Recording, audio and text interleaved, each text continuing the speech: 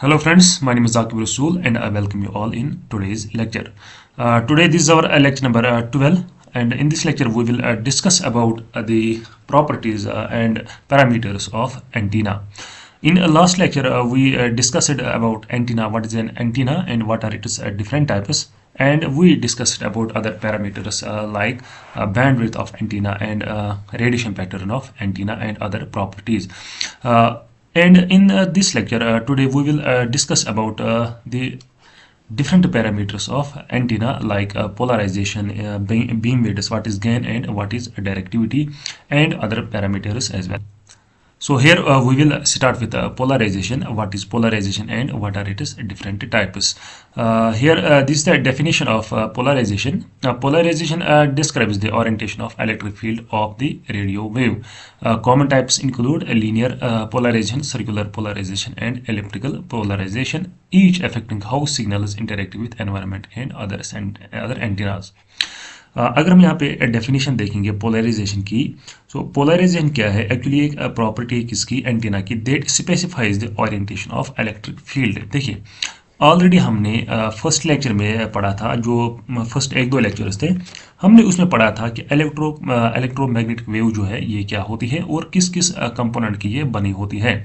तो उसमें पढ़ा था हमने जो इलेक्ट्रोमैग्नेटिक वेव है इसमें दो कंपोनेंट्स होते हैं, first one is electric field and second one is magnetic field, and both are perpendicular to each other. ठीक है, और जो ये प्रोपिगेट करते हैं, ये करते हैं डायरेक्शन ऑफ प्रोपिगेशन जो होती है इसमें, उनके भी ये दोनों कंपोनेंट्स क्या होते हैं, डायरेक्शन प्रोपिगेशन के साथ भी ये परपेंडिकुलर होते हैं। ठीक, तो हमने उसमें एक और चीज़ पढ़ा था कि ट्रांसवर्स वेव, क्या ट्रांसवर्स वेव हमने पढ़ा था। देखिए जो ईएम वेव होती है एक ट्रांसवर्स वेव है। क्या है? ये एक ट्रांसवर्स वेव है। और जो ये पोलराइजेशन जो है it is only seen in transverse waves, यानी कि जो ट्रांसवर्स वेव्स है उनमें ही ये पोलराइजेशन क्या है, उन वेव्स में होती है क्या, पोलराइजेशन।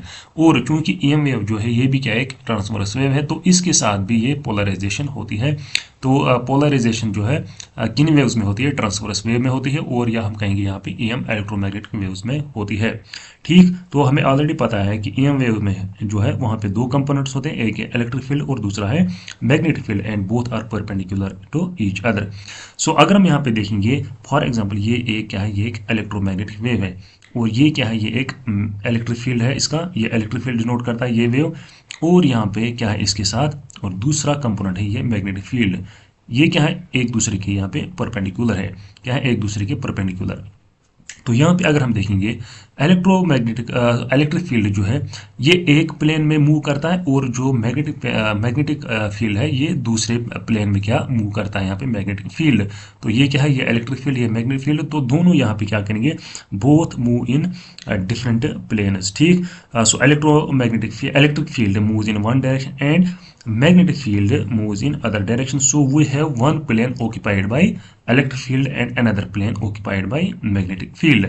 तो ये चीज आपको यहाँ पे समझनी है। तो यहाँ पे अगर हम देखेंगे तो यहाँ पे कितने प्लेन है, तो ये एक ईएम वेव जो है ये यहाँ पे दो प्लेन्स में क्या कर रही है, प्रोपिगेट कर रही है। एक प्लेन में इसका मैग्नेटिक फील्ड और दूसरे प्लेन में इसका इलेक्ट्रिक फील्ड। तो ऐसी वेव को हम कहते हैं अनपोलराइज्ड वेव। क्या कहते हैं? Unpolarised wave. और यहाँ पे हमें क्या करना है, इस अनपोलराइज्ड वेव को हमें कन्वर्ट करना है यहाँ पे पोलराइज्ड वेव में, पोलराइज्ड वेव। और इसी प्रोसेस को हम कहते हैं पोलराइजेशन। और यहाँ पे क्या हम यूज करते हैं, यहाँ पे एक डिवाइस हम यूज करते हैं बीच में, जिसको हम कहते हैं पोलराइजर। क्या कहते हैं? Polariser, polariser. और ये पोलराइजर क्या करता है, ये करता है कन्वर्ट एक अनपोलराइज्ड वेव को इनटू पोलराइज्ड वेव, और इसको हम कहते हैं पोलराइजेशन। देखिए अब आप कहेंगे कि पोलराइजेशन में और अनपोलराइज्ड और पोलराइज्ड वेव में डिफरेंस क्या है। यहाँ पे दो फेज होते हैं इन्वॉल्व, और यहाँ पे जो है, यहाँ पे हम इलेक्ट्रिक फील्ड जो है, इलेक्ट्रिक फील्ड को हम या तो हम यहाँ पे इसको वर्टिकली यहाँ पे यानी कि डायरेक्शन देते हैं, या हम यहाँ पे इसको हॉरिजेंटल डायरेक्शन में रखते हैं, और जो मैग्नेटिक फील्ड जो है वो उसी हिसाब से फिर यहाँ पे इन अकॉर्डिंगस टू दिस इलेक्ट्रिक फील्ड यहाँ पे परपेंडिकुलर यहाँ पे रहता है। तो यहाँ पे आपको ये समझना पड़ेगा जो पोलराइजेशन क्या है, ये ओरिएंटेशन एक्चुअल में किसकी डिफाइन करता है, डिस्क्राइब करता है कि इलेक्ट्रिक फील्ड में, यानी कि इलेक्ट्रिक फील्ड को हमें किस प्लेन में, यानी कि किस कौन सी ओरिएंटेशन यहाँ पे रखनी है, यानी कि कौन सी डायरेक्शन हमें यहाँ पे देनी है इलेक्ट्रिक फील्ड में। तो अगर हम यहाँ पे इसके डायग्राम देखेंगे, मैं आपको यहाँ पे डायग्राम पे समझाता हूँ कि पोलराइजेशन में हम एक्चुअल में करते क्या हैं। देखिए ये आप अगर फॉर एग्जांपल देखेंगे, ये आपका यहाँ पे सोर्स है, लाइट सोर्स है। देखिए लाइट भी क्या है, लाइट भी ईएम वेव है, चाहे ये रेडियो वेव लेंगे या लाइट रही है, एक ही बात है। तो हम बात करें यहाँ पे ईएम वेव की पहले। तो यहाँ पे क्या है, देखिए ये ब्लैक वाला जो है ये क्या है, ये मैग्नेटिक फील्ड है, और जो है ऑरेंज कलर का है ये क्या है, इलेक्ट्रिक फील्ड। देखिए हम यहाँ पे एक पर्टिकुलर डायरेक्शन में रखते हैं किसको, इस इलेक्ट्रिक फील्ड को। तो यहाँ पे क्या है, फिर सेंसर जो इसको यहाँ पे रिसीव करता है। तो अब इसी तरह अगर आप यहाँ पे देखेंगे इस वाले डायग्राम पे, यहाँ पे हमने वर्टिकल डायरेक्शन में क्या रखा, इस इलेक्ट्रिक फील्ड को, और यहाँ पे हमने हॉरिजॉन्टल डायरेक्शन में इस इलेक्ट्रिक फील्ड को रखा है। तो जो ये हमारी पोलराइज्ड वेव है, इसको हम कहेंगे यहाँ पे वर्टिकल पोलराइजेशन। यहाँ पे आप देख सकते हैं, और ये जो है इसको हम कहेंगे यहाँ पे हॉरिजॉन्टल पोलराइजेशन। तो यहाँ पे हम क्या करते हैं, स्पेसिफाई करते हैं डायरेक्शन ऑफ इलेक्ट्रिक फील्ड, यानी कि किस डायरेक्शन में हमें इसको यहाँ पे प्रोपेगेट करना है, किसको, इलेक्ट्रिक फील्ड को। तो मेजरली हम यहाँ पे बात कर रहे हैं किसके, इलेक्ट्रिक फील्ड की। तो इलेक्ट्रिक फील्ड को हम यहाँ पे डिफरेंट ओरिएंटेशन जो है वो यहाँ पे देते हैं। तो पोलराइज्ड इसमें क्या होगा, पोलराइज्ड वेव में ये स्पेसिफाई, यानी कि अगर हम यहाँ पे डेफिनेशन देखेंगे पोलराइजेशन की, तो polarisation is a property that specifies the orientation of electric field. क्या, that specifies the orientation of electric field. तो यही है क्या, पोलराइजेशन। सो यहाँ पे अगर हम बात करें कि इसकी ये एक एंटीना है और यहाँ पे ये दूसरा एंटीना है, तो यहाँ पे जो पोलराइजेशन है, यहाँ पे वर्टिकल पोलराइजेशन है, इसको हम कहेंगे हॉरिजॉन्टल पोलराइजेशन। इसी तरह यहाँ पे अगर हम देखेंगे डिफरेंट टाइप्स ऑफ पोलराइजेशन, जैसे हमारा लीनियर पोलराइजेशन है, सर्कुलर पोलराइजेशन और एलिप्टिकल पोलराइजेशन है। These are the 3 types of polarization. और जो लीनियर पोलराइजेशन है, it is further divided into 2 types. First one is vertical and other is horizontal. तो एक एक करके हम ये तीनों यहाँ पे डिफाइन करेंगे कि हॉरिजॉन्टल क्या होती है, वर्टिकल क्या होती है, लीनियर क्या है, सर्कुलर और एलिप्टिकल क्या है। ठीक है, तो यहाँ पे आपको डेफिनेशन ये याद रखनी है, polarization is the property of is a property of antenna that specifies or that states the orientation of electric field of the radiated EM wave। यानी कि जो एंटीना से यहाँ से क्या निकलते हैं, यहाँ पे EM वेव निकलती है, तो इसका जो इलेक्ट्रिक फील्ड की ओरिएंटेशन है वो हम इसमें स्पेसिफाई करते हैं कि किस डायरेक्शन में हमें ये इलेक्ट्रिक फील्ड यहाँ पे रखना है। ठीक है, ये हम हॉरिजॉन्टल डायरेक्शन में भी रख सकते हैं, वर्टिकल डायरेक्शन में भी रख सकते हैं। और ये किस पे डिपेंड है, फिर ये डिपेंड है, फिर it depends on the design of antenna. तो यहाँ पे आपको ये बात याद रखनी है। तो इसके बाद है फिर इसके 3 types. First one is linear, तो उसके बाद कौन सा है, उसके बाद सर्कुलर, और फिर है यहाँ पे एलिप्टिकल पोलराइजेशन। तो एक एक करके हम ये यहाँ पे डिस्कस करेंगे कि इनकी डेफिनेशन क्या है। देखिए अगर हम यहाँ पे बात करेंगे, मैंने ये भी आपको बताया कि जो यहाँ पे डिवाइस हम यूज़ करते हैं उसको क्या कहते हैं, पोलराइजर। देखिए यहाँ पे आप ये देख सकते हैं, ये क्या है, पोलराइजर। और यहाँ पे ये लीनियर पोलराइजर है, ये सर्कुलर पोलराइजर और एलिप्टिकल पोलराइजर। तो यहाँ पे जो डिज़ाइन है इस पोलराइजर का, ये भी यहाँ पे क्या इंपॉर्टेंट रोल यहाँ पे प्ले करता है कि हमें कौन सी पोलराइजेशन चाहिए। अगर हम ये ऐसा यानी कि रेक्टेंगुलर स्क्वायर टाइप का चाहिए, लगाएंगे यहाँ पे यूज़ करेंगे पोलराइजर, तो हमें मिलेगी लीनियर पोलराइजेशन। अगर हम सर्कुलर पोलराइजर यूज़ करेंगे तो हमें मिलेगी सर्कुलर पोलराइजेशन। और ये क्या है, ये एलिप्टिकल पोलराइजर है, and it gives us elliptical polarization. तो ये आपको यहाँ पे याद रखना है। और एंटीना की बात अगर हम कहेंगे, antenna also acts as a polarizer, acts as a polarizer. तो ये आपको यहाँ पे समझना है। तो एंटीना क्या करता है, जैसे कि हमारा डाइपोल एंटीना है, इसी तरह वो हेलिकल एंटीना है, वो सारे ये डिफरेंट टाइप्स ऑफ एंटीनाज, फिर बाद में हम देखेंगे डिफरेंट टाइप्स ऑफ एंटीनाज। तो antenna also acts as a polarizer, ये आपको यहाँ पे याद रखना है। तो ये क्या है, ये लीनियर पोलराइजेशन, और ये क्या है, सर्कुलर और एलिप्टिकल पोलराइजेशन। देखिए अब हम यहाँ पे देखेंगे पहले लीनियर पोलराइजेशन क्या है। लीनियर पोलराइजेशन, देखिए जब हम किसी एक पर्टिकुलर डायरेक्शन में इस इलेक्ट्रिक फील्ड को क्या करते हैं, प्रोपेगेट करवाते हैं, उस पोलराइजेशन को हम कहेंगे लीनियर पोलराइजेशन। यानी कि it helps in maintaining the wave in a particular direction. अगर हम किसी पर्टिकुलर डायरेक्शन में, यानी कि एक डायरेक्शन में, पर्टिकुलर डायरेक्शन में, इन अ पर्टिकुलर डायरेक्शन में हम क्या करेंगे, इसको मेंटेन रखेंगे इस वेव को, तो हम कहेंगे ये कौन सी पोलराइजेशन है, ये है लीनियर पोलराइजेशन। और ये जो बाकी अदर डायरेक्शन जो है उनको अवॉइड करती है, अदर डायरेक्शन को ये क्या करती है, अवॉइड। यानी कि ये एक ही पर्टिकुलर डायरेक्शन में क्या रखता है, एक EM वेव को, यानी कि बाकी जो डायरेक्शन जो हैं उनको ये अवॉइड करता है, वहाँ से ये कोई भी मतलब EM इलेक्ट्रिक फील्ड जो है उसको प्रोपेगेट नहीं करता है। खाली ये क्या करता है, इलेक्ट्रिक फील्ड को एक डिफरेंट मतलब एक पर्टिकुलर डायरेक्शन, यानी कि एक स्पेसिफिक डायरेक्शन में इसको ये यहाँ पे प्रोपेगेट करता है। कौन सा, लीनियर पोलराइजेशन में। तो यहाँ पे क्या होगा फिर, यहाँ पे जो डायरेक्टिविटी है एंटीना की वो यहाँ पे इंक्रीज हो जाएगी, यानी कि इंप्रूव हो जाएगी, यानी कि हम एक पर्टिकुलर डायरेक्शन में इसको यहाँ पे प्रोपिगेट करवाते हैं। और जो ये लीनियर पोलराइजेशन है इसके फिर दो टाइप्स हैं। First one is vertical polarization and second one is horizontal polarization. Horizontal polarization, देखिए वर्टिकल पोलराइजेशन कौन सी है अभी हमने देखा डायग्राम पे।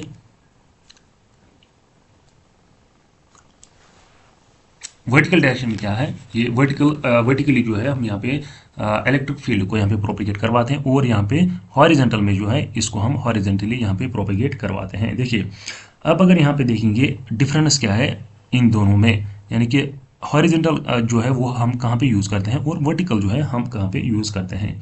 देखिए जो हॉरिजॉन्टल पोलराइजेशन होती है, हॉरिजॉन्टल पोलराइजेशन एक डिसएडवांटेज है वो ये है कि इससे हमारी सिग्नल जो है वो वीक हो जाती है। आपने भी देखा ये हॉरिजॉन्टल जो है ऐसे प्रोपेगेट करती है।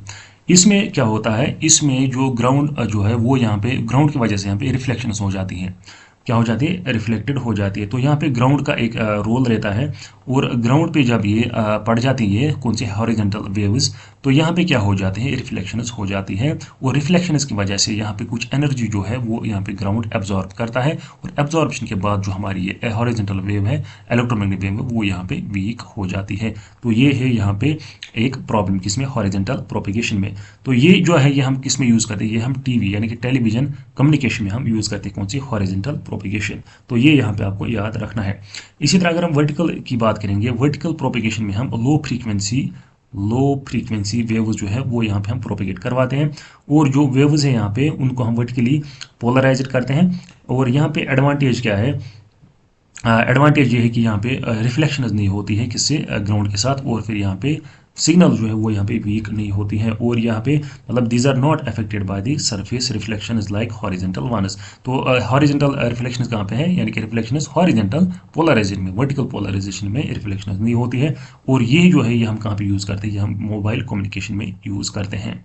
मोबाइल कम्युनिकेशन में कौन सी करते हैं यूज़, हम वर्टिकल पोलराइजेशन हम यहाँ पे यूज़ करते हैं।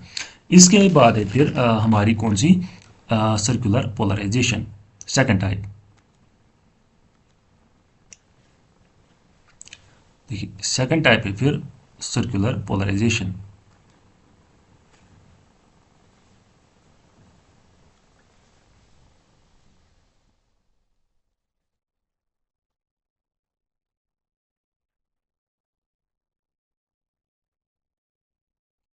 सर्कुलर पोलराइजेशन अगर हम यहाँ पे इसकी डिफिनीशन देखेंगे, जब हम एक ईएम वेव को क्या सर्कुलरली पोलराइज करें, यानी कि जब दो कंपोनेंट्स में two components of electric field, यानी कि इलेक्ट्रिक फील्ड के दो कंपोनेंट्स क्या करेंगे, यहाँ पे परपेंडिकुलर यहाँ पे होंगे एक दूसरे के साथ, यानी कि वो ऑसिलेट करेंगे, उसको हम कहेंगे सर्कुलरली पोलराइज्ड वेव। जिसका हमने ऑलरेडी देखा सर्कुलर पोलराइज्ड वेव में क्या होता है, उसकी हम यहाँ पे डायग्राम देखेंगे।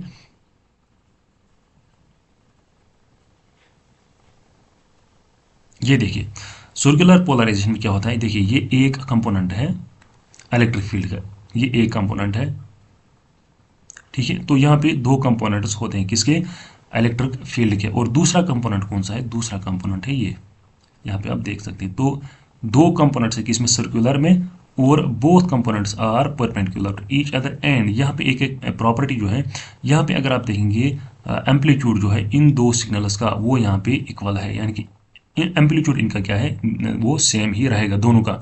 यानी कि अगर एक कंपोनेंट इलेक्ट्रिक फील्ड क्या है का है, ये क्या है, ये है दूसरा कंपोनेंट, तो दोनों का एम्पलीट्यूड क्या रहेगा यहाँ पे सेम। देखिए लीनियर और इसमें क्या डिफरेंस है, यहाँ पे खाली एक ही कंपोनेंट है क्या, इलेक्ट्रिक फील्ड का, और यहाँ पे इलेक्ट्रिक फील्ड के दो कंपोनेंट्स हैं, एंड बोथ कंपोनेंट्स के are perpendicular to each other and both propagate in different planes, ठीक है। तो यहाँ पे क्या है, ये सर्कुलर पोलराइजेशन है। So when a wave is circularly polarized the electric field यानी कि electric component appears to be rotated, तो हमें क्या लगेगा, यहाँ पे जो इलेक्ट्रिक फील्ड जो है कंपोनेंट है वो यहाँ पे रोटेट हो रहा है इन अ सर्कुलर डायरेक्शन। तो ये आपको यहाँ पे याद रखना है। तो ये जो है सर्कुलर पोलराइजेशन ये हम कहाँ पे यूज़ करते हैं, ये हम यूज़ करते हैं जीपीएस में, किसमें, जीपीएस,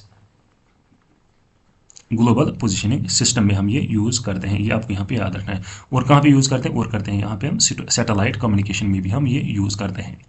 उसके बाद है फिर थर्ड टाइप जिसको हम कहते हैं एलिप्टिकल पोलराइजेशन। देखिए यहाँ पे भी दो कंपोनेंट्स होते हैं किसके, इस इलेक्ट्रिक फील्ड के, लेकिन यहाँ पे डिफरेंस क्या है, देखिए अगर आप देखेंगे ये एक मिनट, अगर आप यहाँ पे सर्कुलर और ये एलिप्टिकल देखेंगे ये सेम है, लेकिन एक डिफरेंस है यहाँ पे। देखिए यहाँ पे भी दो कंपोनेंट्स हैं, यहाँ पे भी दो कंपोनेंट्स हैं। अगर आप यहाँ पे ऑब्जर्व करेंगे, देखिए इस वाले कंपोनेंट में ये वाला कंपोनेंट जो ये ब्लैक कलर का है, ये वाला, ये और ये यहाँ पे सेम है। आप अगर देखेंगे इसकी शेप बराबर सेम है, लेकिन अब अगर आप यहाँ पे ये वाला कंपोनेंट देखेंगे, ये वाला देखिए, और ये वाला कंपोनेंट देखिए, यहाँ पे आप यहाँ पे डिफरेंसेस देखेंगे, यहाँ पे एम्पलीट्यूड ज़्यादा है और यहाँ पे एम्पलीट्यूड कम है। क्या है, एम्पलीट्यूड कम है। तो यहाँ पे क्या है, देखिए जो ये वाला साइकिल था और ये वाला साइकिल, यानी कि दो कंपोनेंट, यहाँ पे दोनों में एम्पलीट्यूड क्या था, सेम। अब अगर आप यहाँ पे देखेंगे, यहाँ पे एम्पलीट्यूड डिफरेंट है। यहाँ पे इस साइकिल का यानी कि इस कंपोनेंट का मैग्नीट्यूड जो है, किसका एम्पलीट्यूड का मैग्नीट्यूड है वो कम है, यहाँ पे एम्पलीट्यूड क्या है, ज़्यादा है। तो यहाँ पे क्या है, एम्पलीट्यूड यहाँ पे वेरी करेगा और फेज भी यहाँ पे वेरी करेगा। बस यही डिफरेंस है कि इन दोनों में सर्कुलर और एलिप्टिकल पोलराइजेशन में।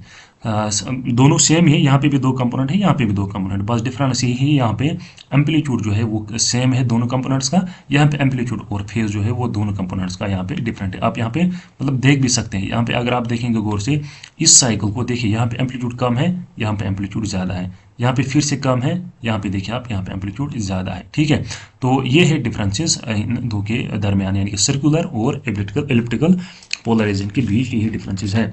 बाकी दोनों में क्या होते हैं, दोनों में बोथ कंपोनेंट्स हैं, यानी कि इलेक्ट्रिक फील्ड के दोनों दो दो कंपोनेंट्स हैं, इसमें भी और इसमें भी दो कंपोनेंट्स हैं। और लीनियर में क्या होता है, एक ही कंपोनेंट होता है, या तो वर्टिकल होगा या फिर हॉरिजॉन्टल होगा। और हॉरिजॉन्टल में क्या होते हैं, ग्राउंड रिफ्लेक्शंस होती हैं, इसकी वजह से वीक हो जाती हैं और ये हम टेलीविजन कम्युनिकेशन में यूज़ करते हैं।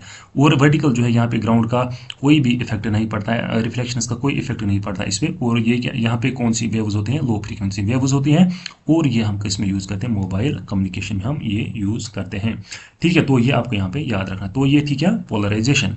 तो पोलराइजेशन के बाद एक और कंसेप्ट है, वो है किसका, वो है गेन और डायरेक्टिविटी। तो अब हम यहाँ पे देखेंगे गेन और डायरेक्टिविटी। चलिए अब हम यहाँ पे देखेंगे एंटीना गेन। देखिए ये एक इंपॉर्टेंट पैरामीटर है, इंपॉर्टेंट पैरामीटर है कौन, एंटीना गेन, और दूसरा है इसका डायरेक्टिविटी। तो ये बहुत इंपॉर्टेंट पॉइंट्स हैं, ये आपको मतलब यहाँ पे अच्छे से पढ़ने हैं, सो देट के अगर कोई भी क्वेश्चन इन टॉपिक्स में से आता है तो आप वो अटेम्प्ट कर सकें और यहाँ पे करेक्ट ऑप्शन जो है मार्क कर सकें।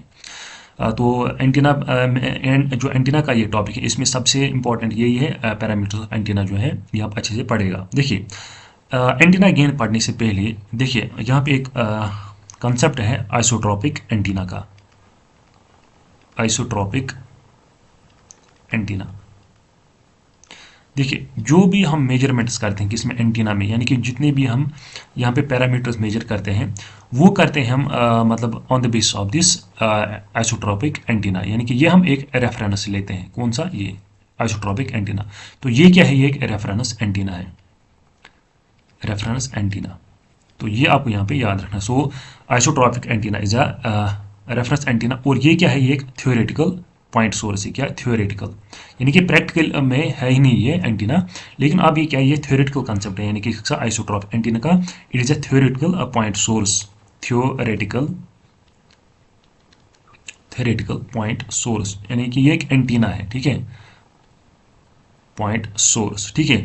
लेकिन और ये रियलिटी में नहीं है, ये आपको यहाँ पे याद रखना। ये हम यूज़ करते हैं एज ए रेफरेंस एंटीना यहाँ पे, यानी कि फॉर एग्जांपल जब भी हम कोई पैरामीटर यहाँ पे मेजर करेंगे वो करेंगे on the base of this isotropic antenna. आप अगर यहाँ पे देखेंगे, देखिए यहाँ पे लिख रहा है ये स्टैंडर्ड रेफरेंस एंटीना। तो ये स्टैंडर्ड रेफरेंस एंटीना क्या है, ये यही आइसोट्रॉपिक एंटीना है, या हम इसको कहेंगे रेफरेंस एंटीना या आइसोट्रॉपिक एंटीना, ये आपको यहाँ पे याद रखना है। देखिए और ये अब अगर हम यहाँ पे देखेंगे आइसोट्रॉपिक एंटीना जो है इसके क्या फीचर्स हैं, ये क्या है एक्चुअली में, ठीक है। तो ये जो है, ये जैसे हमने कल देखा था omni directional antenna. Omni directional antenna क्या है, वो डोनट शेप में होता है, और ये क्या करता है, ये रेडिएट करता है हर एक डायरेक्शन में। और इसी तरह ये जो आइसोट्रॉपिक एंटीना जो है ये भी क्या करता है, ये एक मतलब यूनिफॉर्मली ऑल डायरेक्शंस में क्या करता है, ये प्रोपिगेट करता है, just like omnidirectional antenna. ये आपको यहाँ पे याद रखना है। And it serves as a reference antenna for measuring the performance of radio antennas. ठीक है, तो यहाँ पे आपको यहाँ पे ये याद रखना। और इसका गेन जो होता है ये आप यहाँ पे याद रखेंगे, इसके बाद हम फिर गेन पढ़ेंगे गेन क्या होता है, लेकिन आप यहाँ पे रखेंगे याद आइसोट्रॉपिक एंटीना का गेन जो है होता है ये होता है 0 dB के बराबर। और what is dB, dB is decibel, dB is the unit जिससे हम मेजर क्या करेंगे, ये गेन मेजर करेंगे। And it serves as a reference antenna. ठीक है, तो आई होप ये आपको समझ आया होगा। तो आइसोट्रॉपिक एंटीना जो है ये प्रैक्टिकली कुछ है ही नहीं, ये एक थ्योरेटिकल कॉन्सेप्ट है। एक एंटीना है जिसका गेन है 0 dB के बराबर और ये रेडिएट करता है uniformly in all directions and it serves as a reference antenna and we use it किस पर्पज के लिए, for measuring the performance of radio antennas. तो आई होप ये आपको समझ आया होगा। देखिए अब हमारा जो कंसेप्ट है यहाँ पे जो हमें एक्चुअल में पढ़ना है वो है gain. What is antenna gain.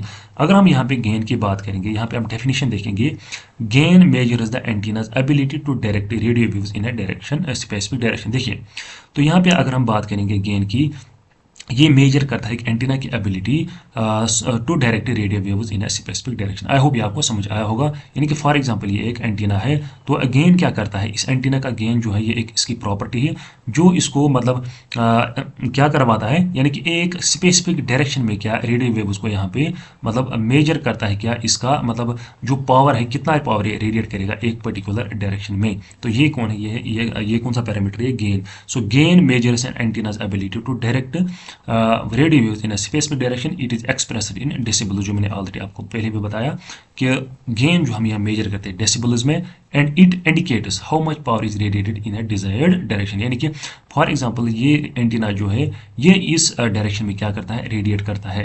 ठीक है, रेडिएट करता है इस डायरेक्शन में, तो गेन क्या यहाँ पे मेजर करता है कि how much power it radiates, how much power it radiates in this particular direction, in this specific direction. तो ये आपको यहाँ पे याद रखना है। इसी तरह अगर फॉर एग्जांपल एक और एंटीना है, ये फॉर एग्जांपल इस डायरेक्शन में क्या करता है, यहाँ पे रेडिएट करता है इलेक्ट्रोमैग्नेटिक वेव्स। तो एंटीना का गेन क्या बताता है यहाँ पे कि कितना पावर ये यहाँ पे, यानी कि how much power it radiates in this desired direction और इन दिस स्पेसिफिक डायरेक्शन। तो ये क्या है, ये गेन। ठीक है, ये आपको यहाँ पे याद रखना कि गेन क्या है। ठीक है, तो इसका यूनिट क्या है, यूनिट है इसका डीबी, यानी कि it is measured in decibels. तो ये आपको यहाँ पे याद रखना। देखिए अब अगर हम यहाँ पे इसकी एक्सप्रेशन देखेंगे कि गेन किसके बराबर होता है, gain is equal to N E into D. तो एन क्या है यहाँ पे, ये है एंटीना एफिशिएंसी, एंटीना एफिशिएंसी, और डी क्या है, डी इज द डायरेक्टिविटी। इसके बाद हम पढ़ेंगे डायरेक्टिविटी क्या होती है। तो क्या है ये डायरेक्टिविटी, तो यहाँ पे आपको ये एक्सप्रेशन याद रखनी है। तो G is equal to N E into D, N E is antenna efficiency की, एंटीना की कितनी एफिशिएंसी, और डी इज डायरेक्टिविटी। और जो गेन है ये इंक्लूड करता है लॉसेस को, इट इंक्लूड्स लॉसेस। यानी कि जब हम कैलकुलेट करते हैं क्या गेन, तो गेन में क्या क्या हम यहाँ पे देखिए एफिशिएंसी, अगर हम देखेंगे एफिशिएंसी कब निकलती है, जब यहाँ पे लॉसेस हम इंक्लूड करेंगे। फॉर एग्जांपल अगर यहाँ पे इस एंटीना ने रेडिएट कुछ पावर किया, तो यहाँ पे कुछ पावर जो है वो यहाँ पे लॉस भी हो जाएगा साइड लोबस के थ्रू या बैक लोबस के थ्रू, यहाँ पे वो लॉस हो जाएगा। ऑलरेडी हमने देखा फॉर एग्जाम्पल अगर मेन लोब है इसका, यहाँ से कुछ साइड लोब्स होंगे और यहाँ पे थोड़ा सा बैक लोब भी होगा। तो बैक लोब्स और यहाँ से जो साइड लोब से क्या है पावर वेस्ट हो जाता है, उसको हम कहेंगे लॉसेस। और जो मेन पावर है वो इस मेन लोब के थ्रू यहाँ पे रेडिएट होगा। तो so how much power is radiated in this desired direction, that is the main lobe, तो इसको हम कहेंगे गेन। तो यहाँ पे आपको याद रखना है कि गेन जो है ये इंक्लूड क्या करता है, लॉसेस को भी यहाँ पे इंक्लूड करता है। तो ये आपको यहाँ पे याद रखना है।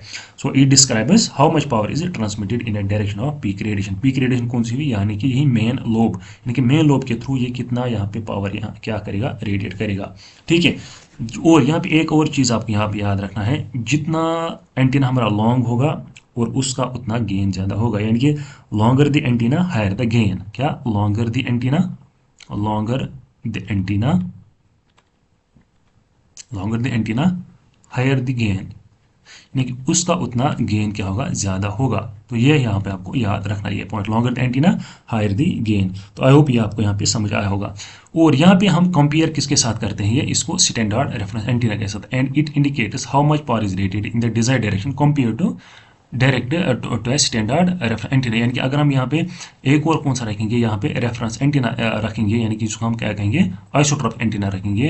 तो एज कम्पेयर टू दिस, इस डायरेक्शन में ये कितना पावर यहाँ पे रेडिएट करेगा, how much power it radiates in this direction compare to the standard reference gain. ठीक है, फॉर एग्जाम्पल अगर यहाँ पे हमने अभी देखा जो इस रेफरेंस एंटीना का गेन होता है वो किसके बराबर है, 0 dB के बराबर होता है। और यहाँ पे फॉर एग्जांपल ये एंटीना ए है यहाँ पे, और इस एंटीना ए का यहाँ पे गेन है फॉर एग्जांपल 2 dB, क्या है 2 dB। तो यहाँ पे क्या है, यहाँ पे 2 dB यहाँ पे एक्स्ट्रा है पावर किसका, इस एंटीना ए का, क्या एंटीना ए का यहाँ पे गेन मतलब यहाँ पे ज़्यादा है than this reference antenna that is isotropic antenna. तो हमने यहाँ पे क्या किया, इसको मेजर किया with respect to this reference antenna. तो यहाँ पे एक ये रेफरेंस बनता है, कौन सा, ये स्टैंडर्ड रेफरेंस एंटीना जो जिसको हम कहते हैं आइसोट्रोपिक एंटीना। तो ये आपको यहाँ पे याद रखना है, यानी कि जो भी कैलकुलेशन हम यहाँ पे करेंगे वो करेंगे हम with respect to this standard reference. तो अब हमारा जो नेक्स्ट पैरामीटर है वो है डायरेक्टिविटी ऑफ एंटीना, और इसको हम डिनोट करते हैं डी से, ठीक। डायरेक्टिविटी ऑफ एंटीना ये है नेक्स्ट पैरामीटर। और डायरेक्टिविटी जो को अगर हम डिफाइन करेंगे, it is defined as the ratio of radiation intensity, यानी कि maximum radiation intensity of subject antenna to the radiation intensity of an isotropic antenna. देखिए यहाँ पे दो एंटीना की बात हो रही है, एक है isotropic antenna. Isotropic antenna already हमने डिस्कस किया है, ये क्या एक रेफरेंस एंटीना होता है, ठीक है। जो हम मेजर करने के लिए जो डिफरेंट पैरामीटर्स हैं उनको मेजर करने के लिए हम एज ए रेफरेंस एंटीना लेते हैं, कौन सा, आइसोट्रोपिक एंटीना।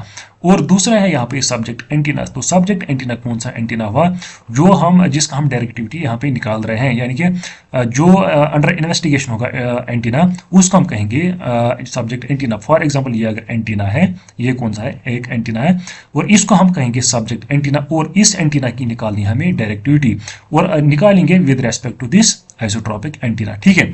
तो यहाँ पे अगर हम एंटीना देखेंगे, सॉरी डायरेक्टिविटी देखेंगे, ये डायरेक्टिविटी क्या होती है, कि रेशियो है, किस किस का रेशियो है, it is ratio of maximum radiation intensity, यानी कि इस एंटीना की जो रेडिएशन इंटेंसिटी है, रेडिएशन इंटेंसिटी यानी कि कौन सी, मैक्सिमम, यहाँ पे बात हो रही है मैक्सिमम की। देखिए रेडिएशन इंटेंसिटी यहाँ से भी है, ये कौन सा, मेन लोब है, यहाँ पे है माइनर लोब, और ये होंगे इसके थोड़े से माइनर लोब। देखिए रेडिएशन यहाँ से भी होंगी, यहाँ से भी होंगी, और बैक लोब्स में भी होंगी, लेकिन ये क्या है, ये है मेन लोब।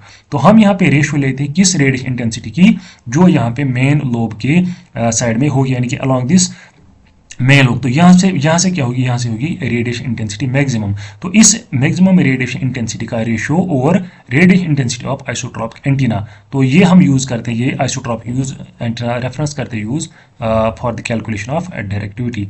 तो डायरेक्टिविटी को हम कहाँ से कैसे मेजर ये डिनोट करते हैं, डी से हम इसको डिनोट करते हैं। देखिए अब आप कहेंगे यहाँ पे गेन और गेन वर्सेस डायरेक्टिविटी, तो इन दोनों के बीच क्या डिफरेंस है। देखिए गेन की अगर हम बात करेंगे तो गेन बताता है how much power is radiated, यानी कि how much power is radiated in a specific direction, ठीक है।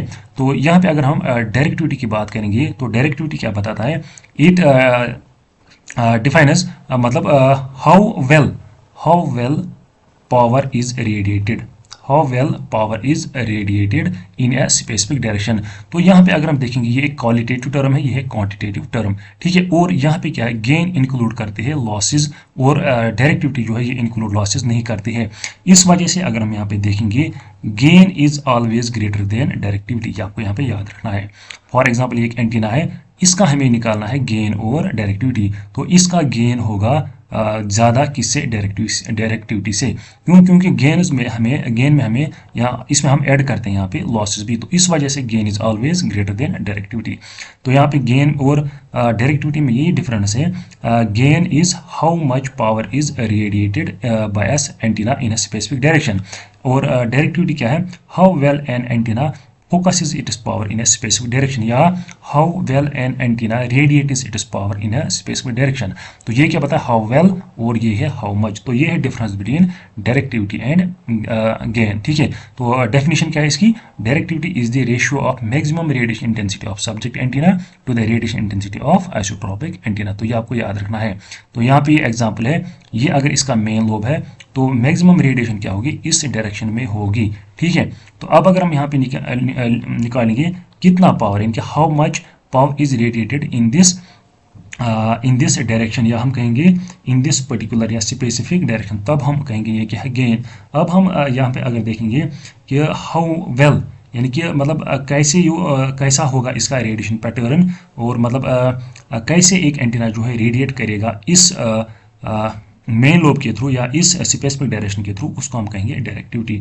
तो ये है difference between gain and directivity. देखिए, अगर कोई एंटीना है, ये फोकस कर रहा है किसी पर्टिकुलर डायरेक्शन में, फॉर एग्जांपल ये एक एंटीना है, ये कर रहा है फोकस, अपना रेडिएशन पैटर्न जो है ये है इसका किसी इस डायरेक्शन में, ये क्या कर रहा है, फोकस करना है अपने, मतलब रेडिएशन इंटेंसिटी जो है इस डायरेक्शन में ये फोकस कर रहा है। देखिए, तो हम क्या कहेंगे, hence antenna is said to have directivity in this direction. तो हम कहेंगे जो इस एंटीना की डायरेक्टिविटी जो है वो इस डायरेक्शन में है। फॉर एग्जांपल अगेन एक एग्जांपल लेंगे यहाँ पे। फॉर एग्जांपल ये एंटीना है, ये है इसका मेन लोब, क्या है, ये है मेन लोब, ठीक, और ये है इसका बैक लोब, ठीक है, और ये है इसके दो साइड लोब्स, दो यहाँ से दो यहाँ से। देखिए, मैक्सिमम रेडिएशन इंटेंसिटी किस डायरेक्शन में होगी, वो होगी इस डायरेक्शन में। फॉर एग्जाम्पल ये है मैक्सिमम रेडिएशन इस डायरेक्शन में होगी। कुछ रेडिएशन जो है इस साइड भी होंगी और साइड लोब्स के थ्रू भी होगी, ठीक है। तो अब अगर हम यहाँ पे देखेंगे इसकी डायरेक्टिविटी कहाँ से है, इस एंटीना की डायरेक्टिविटी इस साइड से है। क्यों? क्योंकि it radiates well it is radiation in this direction, ठीक है, लेकिन इन डायरेक्शन में ये मतलब रेडिएशन अच्छी से यहाँ पे रेडिएट नहीं कर पाता है। लेकिन इसका जो मेन स्पेसिफिक डायरेक्शन है, ये जिसमें ये रेडिएट करता है अपनी रेडिएशन उसको, तो उस को हम क्या कहेंगे यहाँ पे, उसको हम कहेंगे इसकी डायरेक्टिविटी। तो इस एंटीना की डायरेक्टिविटी ये है। इसी तरह एक और एग्जांपल है, फॉर एग्जांपल ये एक एंटीना यहाँ पे, इसका ये मेन लोब है, ये इसका बैक लोब, ये इसके दो साइड लोब। तो इसकी डायरेक्टिविटी कहाँ से, इसकी डायरेक्टिविटी है इस साइड से। क्यों? क्योंकि मैक्सिमम पावर जो है ये इस साइड से रेडिएट करता है, तो इसको कहेंगे हम, ये इसकी डायरेक्टिविटी है, ठीक। तो ये है difference between directivity and gain. तो आई होप ये आपको समझ आया होगा। तो यही है मैक्सिमम रेडिएशन इंटेंसिटी। तो मैक्सिमम रेडिएशन इंटेंसिटी किस साइड से, वो इसी साइड से, ठीक है, तो radiation intensity of isotropic antenna. I hope ये आपको यहाँ पे समझ आया होगा कंसेप्ट ऑफ डायरेक्टिविटी, ठीक है। तो इसके बाद है फिर एक और कंसेप्ट जिसको हम कहते हैं पावर गेन, ठीक है, पावर गेन। पावर गेन, तो पावर गेन क्या है, it is the comparison of output power of an antenna in a certain direction to that of an isotropic antenna. यहाँ पे क्या करते हैं कंपैरिजन हम, आउटपुट पावर। आउटपुट पावर किस किस का, एक तो जो हम हमारा एंटीना होगा, यानी कि सब्जेक्ट एंटीना होगा, सब्जेक्ट एंटीना, और दूसरा हमारा कौन सा है, आइसोट्रॉपिक एंटीना। तो यहाँ पे अगर हम कंपेरिजन करेंगे इनके आउटपुट पावर का, तो उसको हम कहते हैं क्या, पावर गेन। क्या कहते हैं, पावर गेन। और इसको हम डिनोट करते हैं ए से, यानी कि dB डेसिबल में मेजर करते हैं, and this is equal to 10 log of to the base 10 P2 by P1, ठीक है। P2 क्या है, P2 is the power of unidirectional antenna, अगर हम यहाँ पे कहेंगे, या सब्जेक्ट एंटीना। और P1 is the power of isotropic antenna, यानी कि reference antenna. P1 is the power of isotropic या reference antenna, and P2 is the power of subject antenna, ठीक है। तो यहाँ पे क्या करते हैं हम, इन आउटपुट पावर्स का हम क्या निकालते हैं, यहाँ पे रेशियो निकालते हैं, किस किस का, सब्जेक्ट एंटीना और isotropic antenna. So it is the comparison of output power, क्या है, कंपेरिजन। तो power gain is the comparison of output power, किस किस का, एक तो subject antenna and isotropic antenna. यहाँ पे हम डेफिनेशन भी लिखेंगे यहाँ पे इसकी, is the comparison of output power of an antenna in a certain direction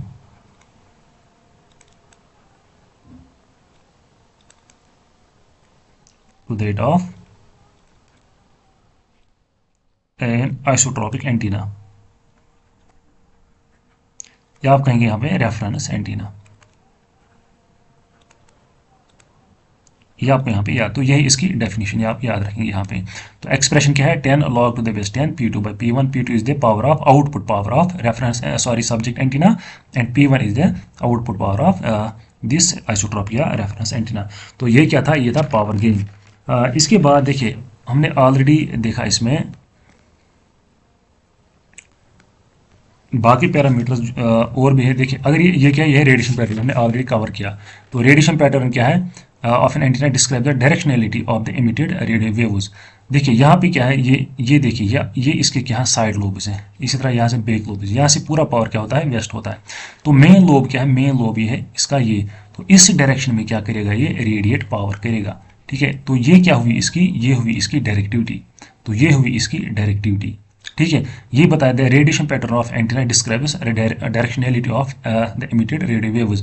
तो ये रेडिएशन पैटर्न जो है यही एक्चुअल में डिस्क्राइब करता है एक एंटीना का डायरेक्शनैलिटी, यानी कि इसकी डायरेक्टिविटी यहाँ पे डिस्क्राइब करता है, यानी कि किस एंटीना की कहाँ से डायरेक्शनैलिटी किस कहाँ से होगी। यहाँ पे फॉर एग्जांपल ये एक एंटीना है, देखिए ये इसका रेडिएशन पैटर्न है ऐसे। ठीक है, ये इसका रेडिएशन पे, ये बाकी इसके माइनर लोबस। इसी तरह एक और है, इसका रेडिएशन पैटर्न ये है। ठीक है, बाकी इसका ये। तो ये रेडिएशन पैटर्न जो है यही डिस्क्राइब करता है एक एंटीना की डायरेक्शनलिटी जो है, वो यही रेडिएशन पैटर्न डिस्क्राइब करता है। तो इसकी डायरेक्टिविटी इस साइड से होगी, इसकी डायरेक्टिविटी इस साइड से होगी, यानी कि जहाँ से ये मैक्सिमम रेडिएट जो है पावर रेडिएट करेगा, जिस साइड से जिस पर्टिकुलर डायरेक्शन में ये मैक्सिमम पावर रेडिएट करेगा, उसी साइड से होती है इसकी डायरेक्टिविटी। ठीक है, आई होप ये आपको समझ आया होगा। ठीक है, तो ये है रेडिएशन पैटर्न, ये हमने ऑलरेडी कल देखा था। इसके बाद अगर हम यहाँ पे एफिशिएंसी की बात करेंगे, देखिए ये डिफरेंट रेडिएशन पैटर्न, ये है डाइपोल एंटीना। देखिए इसका रेडिएशन पैटर्न ऐसा इस साइड से भी है और इस साइड से भी है। ये है यागी एंटीना, इसी तरह पैराबोला एंटीना। तो ये डिफरेंट एंटीनाज का डिफरेंट यहाँ पे क्या होता है, रेडिएशन पैटर्न। तो ये है पैराबोला एंटीना, इसका डिफरेंट रेडिएशन पैटर्न है। ये यागी एंटीना, इसका डिफरेंट है। और डाइपोल का यहाँ पे डिफरेंट रेडिएशन पैटर्न है। तो ये रेडिएशन पैटर्न किस पे डिपेंड होता है, ये होता है टाइप ऑफ एंटीना, यानी कि एंटीना के डिज़ाइन पे ये डिपेंड होता है। तो इसके बाद एक और टर्म है जिसको हम कहते हैं antenna efficiency.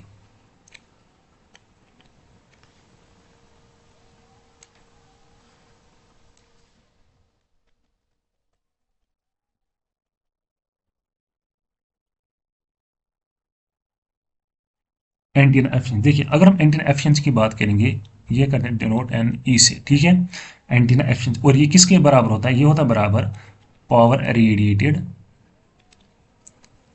Power divide by input power.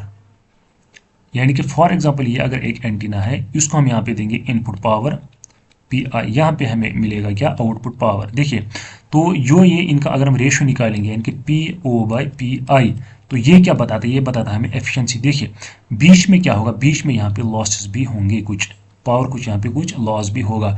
ठीक है, तो यहाँ पे अगर हम यहाँ पे लॉसेस डिक्रीज करेंगे, यानी कि यहाँ से निकालेंगे, तो हमें मिलेगा यहाँ पे आउटपुट पावर। तो यहाँ पे एफिशिएंसी होती है बराबर P out power divide by input power, यानी कि पी आई इनपुट पावर। ठीक है, so this property of antenna gives a measure of power radiated over the total amount of power input to the antenna, यानी कि कितना antenna जो है यहाँ पे पावर रेडिएट करेगा और कितना पावर इसको यहाँ पे इनपुट में मिला। तो इन दोनों का रेशियो जो है उसको हम कहते हैं एफिशिएंसी ऑफ एंटीना। ठीक है, तो अगर हम यहाँ पे इनपुट पावर की बात करें, इनपुट पावर किसके बराबर होता है, पावर रेडिएटेड, कितना पावर इसने रेडिएट किया प्लस लॉसेज, यानी कि पी एल। ठीक है, तो यहाँ से इसको कुछ पावर मिलता है, यहाँ पे कुछ लॉस होता है, कुछ यहाँ पे आउटपुट पावर मिलता है। तो टोटल पावर होता है किसके बराबर होता है, जो P I initial power input, ये होता है P radiated plus P loss. यानी कि ऐसे फॉर एग्जाम्पल यहाँ पे हमें इनपुट मिला पी इन, तो कुछ पावर यहाँ पे रेडिएट होगा और कुछ पावर यहाँ पे लॉस होगा। ठीक है, लेकिन यहाँ से कितना आया, पी इन, तो पी इन किसके बराबर होगा, P L plus P R. ठीक है, ये आपको यहाँ पे याद रखना है। तो इस पे अगर एक्सप्रेशन अगर न्यूमेरिकल आएगी तो आप वो मतलब आराम से यहाँ पे कर सकते हैं। ठीक है, तो ये क्या है, एफिशिएंसी ऑफ एंटीना। ठीक, तो इसके बाद है इम्पीडेंस मैचिंग, एक और ये है, उसको कहते हैं इम्पीडेंस मैचिंग।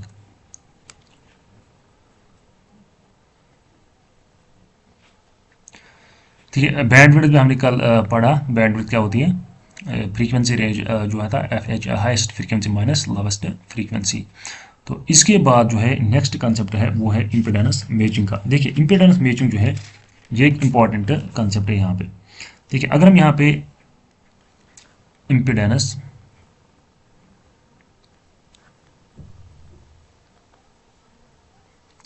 मैचिंग, देखिए अगर हम यहाँ पे इम्पीडेंस की बात करें, इम्पीडेंस हमने ऑलरेडी डिस्कस किया है, डिनोट करते हैं जेड से। ठीक है, और इम्पीडेंस किसके बराबर होता है, इसमें हम रेजिस्टेंस भी इंक्लूड करते हैं और रिएक्टेंस भी इंक्लूड करते हैं। और रिएक्टेंस किसकी वजह से होती है, रिएक्टेंस होती है कैपेसिटर की वजह से या इंडक्टर की वजह से, और रेजिस्टेंस होती है रजिस्टर की वजह से एक सर्किट में। ठीक है, तो आई होप ये आपको ऑलरेडी पता होगा, क्योंकि हमने ऑलरेडी ये प्रीवियस लेक्चर्स में इंपीडेंस का कंसेप्ट जो है वो हमने ऑलरेडी कंपेयर किया है। ठीक है, देखिए फॉर एग्जांपल ये आपका यहाँ पे ट्रांसमीटर है, ये आपका यहाँ पे रिसीविंग यानी कि रिसीवर है। यहाँ पे क्या करते हैं हम, इसकी इम्पीडेंस कैलकुलेट करते हैं और इसकी इम्पीडेंस भी यहाँ पे कैलकुलेट करते हैं, और फिर इनकी इम्पीडेंस जो है वो हम एक दूसरे से मैच करते हैं, और मैच करने के बाद अगर ये इम्पीडेंस मैच हुई तो यहाँ पे एफिशिएंटली ये कम्युनिकेट कर पाएंगे। So impedance matching is necessary for the communication. अब अगर ये यहाँ पे मैच नहीं हुई तो यहाँ पे लॉसेस ज़्यादा आएंगे, इस वजह से यहाँ पे ये कम्युनिकेट नहीं कर पाएंगे। ठीक है, सो यहाँ पे इम्पीडेंस मैचिंग जो है यानी कि impedance of T X that should be equal to impedance of receiver circuit. यानी कि देखिए यहाँ पे भी एक सर्किट होगा, यहाँ पे भी एक सर्किट होगा, ट्रांसमीटर भी और रिसीवर में भी। इस सर्किट की अपनी इम्पीडेंस होगी और इस सर्किट की भी क्या होगी, अपनी impedance. So this impedance should match, यानी कि impedance of transmitting circuit should must match the impedance of this receiving circuit. ठीक है, तो ये यहाँ पे ज़रूरी है। तो यहाँ पे क्या होगा फिर, यहाँ पे जब इम्पीडेंस यहाँ पे इनकी यहाँ पे मैच करेगी तो यहाँ पे फिर पावर ट्रांसफर जो है वो होता है। क्या होता है, पावर ट्रांसफर। अदरवाइज यहाँ पे पावर ट्रांसफर जो है वो यहाँ पे नहीं होता। तो for power transfer impedance matching is important. ठीक है, तो ये आपको यहाँ पे याद रखना है। तो इसी तरह अगर हम यहाँ पे बात करेंगे, ये एक एंटीना है और ये यहाँ पे स्पेस है। ठीक है, तो यहाँ पे भी हम इम्पीडेंस मैचिंग जो है करते हैं, यानी कि स्पेस की इम्पीडेंस और इस सर्किट की इम्पीडेंस भी यहाँ पे मैच होनी चाहिए, सो दैट यहाँ पे जो पावर ट्रांसफर जो है वो यहाँ पे हो जाए। ठीक है, so the power radiated by antenna will be effectively radiated if the impedance matches the free space. तो ये क्या, किसकी बात कर रहा हूँ मैं, फ्री स्पेस की बात कर रहा हूँ। तो ये पॉइंट हम यहाँ पे लिखेंगे, the power radiated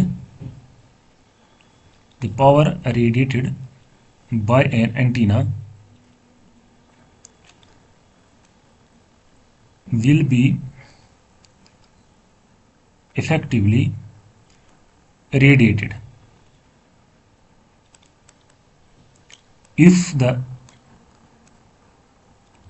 antenna impedance, यानी कि एंटीना की इम्पीडेंस जो है वो मैच होनी चाहिए किसके साथ, मैचेस द फ्री स्पेस। तो फ्री स्पेस की भी अपनी क्या होती है, इम्पीडेंस होती है। तो यहाँ पे ट्रांसमीटर और इसकी इम्पीडेंस यहाँ पे मैच होनी चाहिए। इसी तरह यहाँ पे फॉर एग्जांपल अब है रिसीविंग स्टेशन, तो यहाँ पे भी क्या होगी, स्पेस। तो यहाँ से आ जाएंगे एम वेव्स, तो यहाँ पे इस स्पेस और इस रिसीविंग स्टेशन की भी इम्पीडेंस क्या होनी चाहिए, मैच होनी चाहिए, सो दैट यहाँ पे भी एनर्जी ट्रांसफर हो, यानी कि पावर ट्रांसफर हो। ठीक है, तो यहाँ पे ये दोनों साइड से ये जरूरी है। ठीक है, so for a receiving antenna, antennas output impedance should match with the input impedance of receiving circuit. तो ये किसकी बात कर रहा हूँ मैं, यहाँ पे बात कर रहा हूँ मैं रिसीविंग साइड की, यानी कि अगर हमारा यहाँ पे रिसीविंग एंटीना होगा, क्या है, यह है रिसीविंग एंटीना, और यहाँ पे क्या है हमारा रिसीवर। तो यहाँ पे रिसीवर है, यहाँ पे देखिए, यहाँ पे हमने दो सिनेरियोज देखे। पहले हमने देखा ट्रांसमीटर और रिसीवर, इनकी इम्पीडेंस होनी चाहिए मैच। फिर देखा हमने ट्रांसमीटर और फ्री स्पेस, यहाँ पे भी होनी चाहिए इम्पीडेंस मैच। और फिर देखा हमने स्पेस और रिसीवर, तो यहाँ पे भी इम्पीडेंस मैच होनी चाहिए। अब हम यहाँ पे देखेंगे रिसीविंग एंटीना, या क्या, रिसीविंग एंटीना और ये है रिसीवर। देखिए both are different, antenna is different and receiver is different. तो रिसीविंग एंटीना जो है, ये रिसीविंग एंटीना और रिसीवर की इम्पीडेंस जो है ये भी यहाँ पे मैच होनी चाहिए फॉर ट्रांसफर ऑफ यहाँ पे पावर। तो हर किसी जहाँ पे भी पावर यहाँ पे ट्रांसफर होगा from one circuit another circuit, वहाँ पे हम इम्पीडेंस मैच करते हैं, सो दैट कि यहाँ पे पावर ट्रांसफर सक्सेसफुली हो जाए। सो फॉर रिसीविंग एंटीना, ये रिसीविंग एंटीना है, it is output impedance should match with the input impedance of receiving circuit. For example ये आपका एंटीना है, देखिए यहाँ से अब पावर निकलेगा, ये किस में जाएगा, ये जाएगा अब रिसीवर में। ये है रिसीविंग एंटीना और क्या है, ये है रिसीवर। तो इसका आउटपुट जो है वो निकलेगा यहाँ से, और ये जाएगा इसके इनपुट में, किसके इनपुट में, रिसीवर के इनपुट में। तो इसका जो आउटपुट सर्किट है किसका, एंटीना का, और इसका इनपुट सर्किट है रिसीवर का, इनकी भी यहाँ पे इम्पीडेंस यहाँ पे मैच होनी चाहिए, सो दैट यहाँ पे सक्सेसफुली पावर ट्रांसफर हो जाए। इसी तरह सेम चीज़ कहाँ पे भी है, यहाँ पे ट्रांसमीटर है और ये क्या है, यहाँ पे ट्रांसमिटिंग एंटीना। ट्रांसमीटर और ट्रांसमिटिंग एंटीना ये भी डिफरेंट है। तो इसकी आउटपुट और इसका इनपुट, यानी कि output of transmitter and input of this transmitting antenna, इनका भी यहाँ पे इम्पीडेंस मैच होना चाहिए। तो तभी यहाँ पे सक्सेसफुली पावर यहाँ पे क्या हो जाएगा, यहाँ पे ट्रांसफर हो पाएगा। ठीक है, तो ये कुछ यहाँ पे कॉन्सेप्ट थे इम्पिडेंस के। देखिए अब अगर हम इम्पिडेंस जो है ये किस में मेजर करते हैं, ये भी हम ओम्स में मेजर करते हैं। किसमें? ओम्स में हम ये मेजर करते हैं, ओम। तो इसका ऐसा यूनिट जो है वो है ओम। ठीक है, जॉर्डन साइमन ओम के नाम पे ओम। ठीक है, ये आप यहाँ पे याद है, इसका क्या है, ये इसका सिंबल है ऐसा। ठीक है, तो ये था क्या, इम्पिडेंस। देखिए कितने केस हमने पढ़े यहाँ पे, हम देखेंगे पहले ट्रांसमीटर और स्पेस, तो इनकी इम्पिडेंस मैच होनी चाहिए। इसके बाद है रिसीवर और रिसीविंग एंड, सॉरी ये है antenna, transmitting antenna. Transmitting antenna और स्पेस, और रिसीविंग एंटीना और स्पेस। तो यहाँ से स्पेस और यहाँ से रिसीविंग एंटीना। ठीक है, और ये रिसीविंग एंटीना। और यहाँ पे क्या है, एक और केस है फिर, यहाँ पे है ट्रांसमीटर और यहाँ पे ट्रांसमीटर के ऊपर लगा है यहाँ पे एंटीना यहाँ पे। तो इन दो की इम्पिडेंस क्या है, मैच होनी चाहिए। तो इसी तरह फिर यहाँ पे आपका यहाँ पे एंटीना है और यहाँ पे फिर है आपका रिसीवर। तो इन दोनों की क्या होनी चाहिए, इम्पिडेंस यहाँ पे मैच होनी चाहिए। तो ये चार केस हैं। जब यहाँ पे इम्पिडेंस मैच हो जाएगी तब क्या होगा, यहाँ पे सक्सेसफुली यहाँ पे जो पावर है वो ट्रांसमिट हो जाएगा विदाउट एनी लॉस। देखिए अब इसके बाद यहाँ पे कंसेप्ट एक जिसको हम कहते हैं VSWR। तो VSWR की फुल फॉर्म क्या है, voltage standing wave ratio. Voltage standing wave ratio, ये आपको यहाँ पे याद रखना है इसकी full form, voltage standing wave ratio. तो ये किसके बराबर होता है, VSWR is equal to V max यानी कि maximum voltage divided by minimum voltage. तो ये रेशियो में होता है और इसका आइडियल वैल्यू जो है वो होता है बराबर 1:1 के बराबर। यानी कि इसका आइडियल वैल्यू है VSWR वो होना चाहिए बराबर 1:1 के बराबर। ठीक है, देखिए अब अगर यहाँ पे इम्पिडेंस मैच नहीं हो जाएगी, क्या नहीं हो जाएगी, इम्पिडेंस मैच यहाँ पे या यहाँ पे, तो इस वजह से क्या होगा, यहाँ पे VSWR आ जाएगा। यानी कि VSWR आ जाएगा, ये एक टाइप का मतलब लॉस ही मान लीजिए आप। VSWR यानी कि वोल्टेज स्टेडिंग वेव रेशियो, यानी कि वोल्टेज का क्या है, ये वोल्टेज का है ये रेशियो, लेकिन किसका, स्टेडिंग वेव का। यहाँ पे एक वेव होती है जिसको हम कहते हैं स्टैंडिंग वेव। क्या होती है, स्टैंडिंग वेव। जब हम इसका रेशियो निकालेंगे, इसके V मैक्स का और इसके V मिनिमम का, उस रेशियो का हम कहते हैं VSW यानी कि वोल्टेज स्टेडिंग वेव रेशियो। यानी कि फिर से समझाता हूं मैं, हमारे पास एक वेव है, ये क्या है, ये लॉसी वेव है। क्या है, lossy wave, due to losses हो जाती है ये। तो इस वेव को हम कहते हैं स्टैंडिंग वेव, और इसका होगा ये मैक्सिमम पावर, ये होगा इसका मिनिमम पावर। जब हम V मैक्स और V मिनिमम का यहाँ पे रेशियो निकालेंगे उसको हम कहते हैं VSWR। क्या कहते हैं, VSWR, ये होता है वोल्टेज स्टैंडिंग वेव रेशियो। ठीक है, so if impedance of antenna and transmission line, ये क्या है, ये है ट्रांसमिशन लाइन या ट्रांसमीटर हम कहेंगे, ये एक ट्रांसमिशन लाइन है। तो यहाँ पे लगा है क्या, एंटीना। अब अगर इन दोनों का इम्पिडेंस यहाँ पे मैच नहीं होगा, बात समझिए आप, यहाँ पे कंसेप्ट क्या है, या हम ट्रांसफर, ये क्या है, यहाँ पे ट्रांसमीटर है यहाँ पे, तो यहाँ से जाती है क्या ट्रांसमिशन लाइन कहाँ तक, यहाँ पे हमारे एंटीना तक। ठीक है, क्या जाते हैं, एंटीना तक। देखिए मैं आपको यहाँ पे लाइव एग्जांपल एक बताता हूँ, मतलब रियल एग्जांपल। देखिए ये आपका यहाँ पे टावर है। ठीक है, टावर है, यहाँ पे एक डिवाइस होता है उसको हम कहते हैं RRH, रेडियो रिमोट हेड, और यहाँ से एक केबल निकलती है उसको कहते हैं हम जंपर। क्या कहते हैं, जंपर। और ये जंपर जाती है कहाँ पे, इस एंटीना में। यही जंपर क्या होती है आपकी, यही है आपकी जिसको हम कहते हैं वायर, जो ट्रांसमिशन लाइन है यही। अब अगर यहाँ पे इसकी और इसका, इस एंटीना का यहाँ पे इम्पिडेंस मैच नहीं होगा, तो यहाँ पे VSWR का अलार्म आता है, यानी कि हाई VSWR यहाँ पे आता है। क्या आता है, VSWR हाई। हाई क्या, यानी कि इसका वैल्यू बहुत ज़्यादा आता है, यानी कि 1.3 के ऊपर ऊपर इसका वैल्यू आता है। लेकिन इसका आइडल वैल्यू क्या होना चाहिए, 1:1 होना चाहिए। तो यही यहाँ पे अगर यहाँ पे इम्पिडेंस मैच नहीं होगा तो यहाँ पे आएगा क्या, हाई VSWR। ठीक है, ये आपको यहाँ पे याद रखना है। तो यहाँ पे क्या होगा, देखिए वेव इसमें होता क्या है एक्चुअल में, अगर यहाँ पे इम्पिडेंस मैच नहीं हो जाएगी, जो यहाँ से पावर जाएगा यहाँ पे, तो ये यहाँ पे रिफ्लेक्ट आएगा वापस। यानी कि फॉर एग्जाम्पल यहाँ से पावर आ गया, ये गया किसमें, एंटीना में। अगर इनकी इम्पिडेंस मैच नहीं होगी, इस एंटीना की और इस ट्रांसमिशन लाइन की, तो यहाँ पे कुछ पावर क्या आएगा, वापस आएगा और क्या आएगा, रिफ्लेक्ट बैक करेगा। ठीक है, क्या करेगा, रिफ्लेक्ट बैक। तो यहाँ पे एक वेव होगी, कौन सी, उसको कहते हैं हम स्टैंडिंग वेव। क्या यहाँ पे, यानी कि एक वेव आती है यहाँ से वापस, उसी को हम कहते हैं।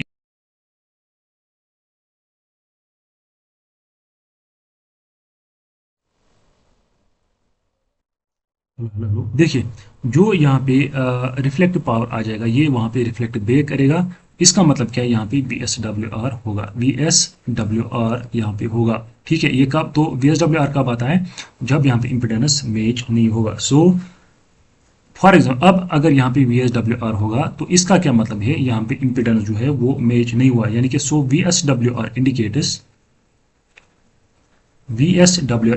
that impedance mismatch, क्या है, इम्पिडेंस मिसमैच। और यहाँ पे क्या होगा, सो इसका मतलब है इस VSWR यहाँ पे हाई होगा, और इसकी वजह से और VSWR किसकी वजह से आता है, ये आता है हाई इम्पिडेंस मिसमैच की वजह से। यानी कि अगर इम्पिडेंस जो है यहाँ पे मिसमैच करेगी तो इम्पिडेंस मिसमैच की वजह से आएगा यहाँ पे VSWR। तो VSWR क्या है, वोल्टेज स्टैंडिंग वेव रेशियो, यानी कि एक स्टैंडिंग वेव होती है जो रिफ्लेक्ट बैक करती है यहाँ से जब यहाँ पे इम्पिडेंस मैच नहीं होगी। देखिए फॉर एग्जाम्पल ये पावर चला जाएगा यहाँ पे एंटीना के पास, ठीक है, तो यहाँ पे अगर इम्पिडेंस मैच नहीं होगी तो यहाँ पे कुछ पावर जो है रिफ्लेक्ट बैक करेगा और ये वेस्ट होगा, तो यहाँ पे एग्जिस्ट करेगा क्या, VSWR। तो जब भी हमें VSWR होगा तो वो किस वजह से होगा, इम्पिडेंस मिसमैच की वजह से होगा। सो इम्पिडेंस मैचिंग, यानी कि इम्पिडेंस मैचिंग जो है वो यहाँ पे इंपॉर्टेंट है। ठीक है, तो ये था क्या, VSWR। तो ये थे कुछ पैरामीटर्स ऑफ एंटीना। तो देखिए इसके बगैर भी बहुत सारे पैरामीटर्स हैं, लेकिन जो इम्पॉर्टेंट यहाँ पे पैरामीटर्स थे वो हमने सारे डिस्कस किए। आई होप सारे जो कंसेप्ट्स हैं यहाँ पे पैरामीटर्स हैं आपको यहाँ पे समझ आए होंगे। तो अगर कोई भी डाउट होगा किसी भी पॉइंट के रिलेटेड या किसी भी कंसेप्ट के रिलेटेड आपका यहाँ पे कोई डाउट होगा तो आप वो कमेंट सेक्शन में बता सकते हैं। ठीक है, तो नेक्स्ट लेक्चर में लाएंगे हम टाइप्स ऑफ एंटीना। तो ये टाइप्स ऑफ एंटीना जो है ये पूरा टॉपिक हम एंटीना का जो है नेक्स्ट लेक्चर में हम क्लोज करेंगे। तो उसके बाद है फिर डिजिटल कम्युनिकेशन। ठीक है, और डिजिटल कम्युनिकेशन के बाद फिर GSM 4G 4G 5G वगैरह सारा कुछ। तो आज के लेक्चर में बस इतना ही। तो यहाँ पे सारी प्रॉपर्टी जो है वो हमने यहाँ पे कंप्लीट की जो भी आपके एग्जाम के लिए इंपॉर्टेंट है। ठीक है, इसके बाद है फिर टाइप्स ऑफ एंटीनास, वो हम नेक्स्ट लेक्चर में इंशाल्लाह कवर करेंगे। तो मिलते हैं नेक्स्ट लेक्चर में, टिल देन अल्लाह हाफिज़।